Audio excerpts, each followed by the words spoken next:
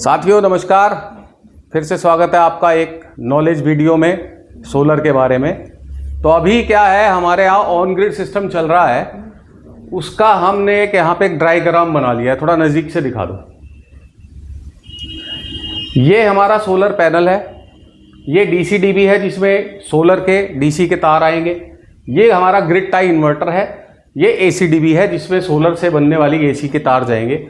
और उस AC dB के थ्रू ये तार हमारी जो मीटर मेन खंबे से आ रही है, मीटर के थ्रू लाइट, उसमें जुड़ जाएंगे। यानी मीटर की आउटपुट में ये तार न्यूट्रल और फेस चेक करके एक साथ जुड़ जाएंगे। उसके बाद हमारे कैंपस का लोड चलना शुरू हो जाएगा। अब बहुत सारे लोग मुझसे प्रश्न करते हैं कि ये वर्किंग कैसे करता है। अब वर्किंग में हमारे वेंडर भाई भी जो भी नए नए जुड़ रहे हैं वो कंफ्यूज हैं।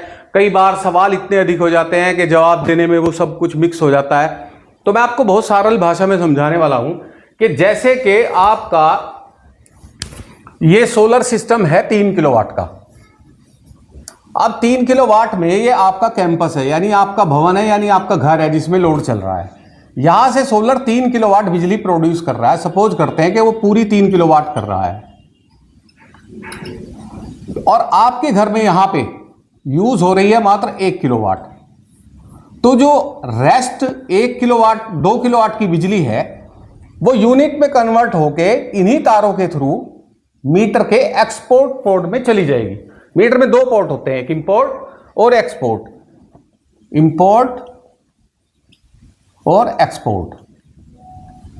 तो दिन में जब लाइट भी होती है, सोलर भी होता है, तो ये सोलर क्या करता है, ये हमारी जो लोड है उसको टेक ओवर कर लेता है।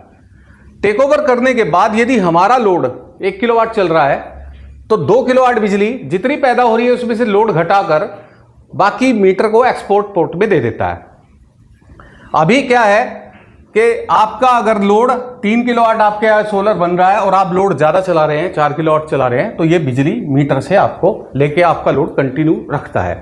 अब यहां प्रश्न उठता है, बहुत सारे लोग कंफ्यूज हो जाते हैं, सवाल करते हैं। वो ये कहते हैं कि हमारे मीटर में तो बिजली कम गई और इन्वर्टर ने बनाई ज्यादा। उसका अर्थ क्या है कि इन्वर्टर ने जो टोटल प्रोड्यूस करी उसमें से जो आपने यूज कर ली है उससे बचाकर जो बिजली बची है मीटर वो दिखाएगा। इन्वर्टर वो दिखाएगा जो टोटल उसने बनाई है और मीटर में वो जाएगी जो बची हुई है। तो ये एक बहुत बड़ा सवाल था और कुछ लोग जो है ये सवाल करते हैं कि इसका हिसाब कब होगा। ये भी बहुत मेन पॉइंट है। सरकार की तो योजना थी कि प्रीपेड के बाद डेली की यूनिट एडजस्ट हो जाए, लेकिन ये बात आधिकारिक रूप से मैं नहीं आपको कह सकता क्योंकि अभी सोलर बहुत कम लगे हैं। बाकी सब लोगों के सामान्य मीटर हैं, जिन्होंने मीटर सोलर नहीं लगवाए हैं वो भी बेचारे परेशान हो रहे थे। तो अभी क्या सिस्टम है कि जितनी यूनिट आपकी 1 महीने में खर्च होने के बाद बच के मीटर में जाएंगी और जो आप रात को यूनिट खर्च करते हो वो आपके इंपोर्ट पोर्ट में आती हैं। तो सपोज करो कि आपने पूरे महीने में रात को 200 यूनिट खर्च की हैं और दिन में आपने 300 यूनिट बचाई हैं, तो वो 100 यूनिट जो आपकी फालतू बनी है वो अगले महीने में कैरी फॉरवर्ड हो जाएंगी। उसको आप जो अगले महीने रात को बिजली यूज करोगे उसमें से लेस होगी। और अगर आपने रात को यूज तो करी है 400 और दिन में बनी है 300, तो आपको केवल मीटर के फिक्स चार्ज आदि जो अधिभार है उसके अलावा केवल 100 यूनिट का चार्ज देना होगा। और इस सब का जो डिटेल है वो आपका यूपीपीसीएल के बिल पे शो हो जाती है।